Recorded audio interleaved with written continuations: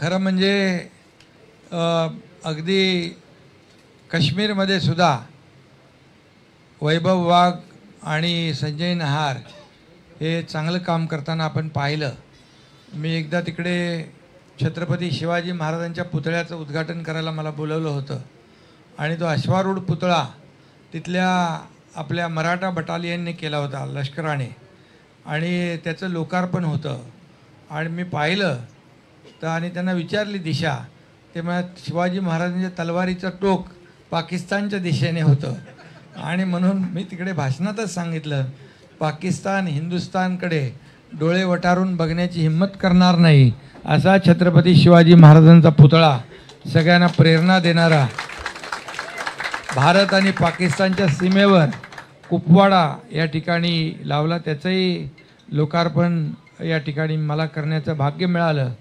त्याचबरोबर जिथं नेहमी बॉम्ब फुटायचे, जिथून ग्रेनाईड पडायचे तो आपला लाल चौक, या लाल चौकात देखील आपल्या लोकांनी मंडळात गणपती उत्सव तिथे आपले लोक साजरा करतात. त्याही ठिकाणी मी गेलो आणि संजय नहार यांच्या माध्यमातून काश्मीरमध्ये मोठ्या प्रमाणात आता एवढं सगळं पहलगामचं झाल्यानंतर आपल्या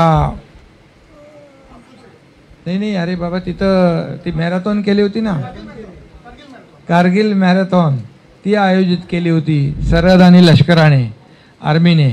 त्याही ठिकाणी जाण्याची संधी मला मिळाली.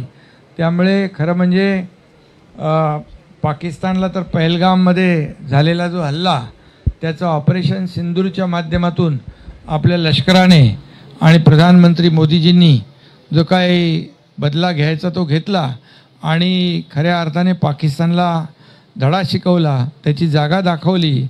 आणि आता पाकिस्तान पुन्हा हिंदुस्थानकडे डोळे वर करून बघण्याची हिंमत करणार नाही, अशा प्रकारची परिस्थिती त्या ठिकाणी आहे. आणि आत्ताच मी जेव्हा काश्मीरला कारगिलला गेलो त्यावेळेस देखील काश्मीरचे लोक मला भेटले, तिथले व्यापारी भेटले, तिथले घोडेवाले भेटले, तिथले पर्यटक भेटले. मला त्या ठिकाणी मराठी आपले महाराष्ट्रातले पर्यटक पण भेटले. पण त्यांनी मला एकच सांगितलं, तुम्ही असं वरचेवर आलात तर पुन्हा काश्मीरमध्ये या ठिकाणी पुन्हा आपले पर्यटक येतील. आणि काश्मीर हा आपला खरं म्हणजे एक मुकुटमणी आहे. काश्मीर हा आपल्या देशाचा एक खऱ्या अर्थाने आपण काय म्हणू त्याला, स्वर्ग आहे आणि आपल्या देशाचा अविभाज्य अंग आहे. आणि म्हणून त्या ठिकाणी जे काही पहलगामला हल्ला झाला तो तिथले पर्यटक कमी व्हावेत म्हणून झाला. आणि म्हणून पर्यटक पुन्हा एकदा त्या ठिकाणी जाऊ लागलेत आणि सगळ्यात जास्त पर्यटक आपल्या महाराष्ट्रातून जातात, ही मोठी अभिमानाची बाब आहे. आणि आता आपल्याकडे पैलवान चंद्रहार पाटील, संतोष विताळ हे लोक आता श्रीनगरला, ठीक आहे त्यांचंच नाव, श्रीनगरला 1000 पैलवान रक्तदान करणार आहेत आणि ते रक्तदान आपल्या सैनिकांसाठी करणार आहेत. त्यामुळे शिवसेनेमध्ये प्रवेश घेतल्यानंतर मोठं काम या ठिकाणी सगळी मंडळी करतायत आणि मला त्याचा अभिमान आहे.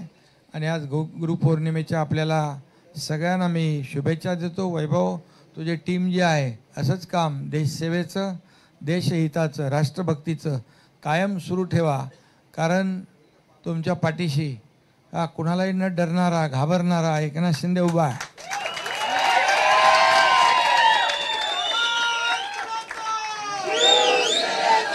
आणि म्हणून जेव्हा